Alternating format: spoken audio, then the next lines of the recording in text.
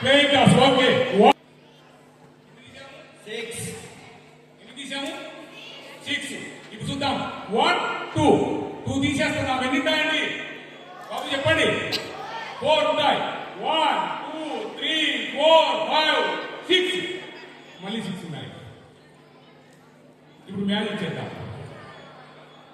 1, 2, 3, 4, 5, 6. ఇది అబ్బా super. Sir తీయడం లేదంటున్నారు. అట్లా గమనించాలి. 3,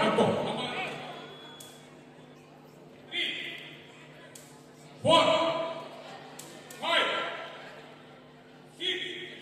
చూడండి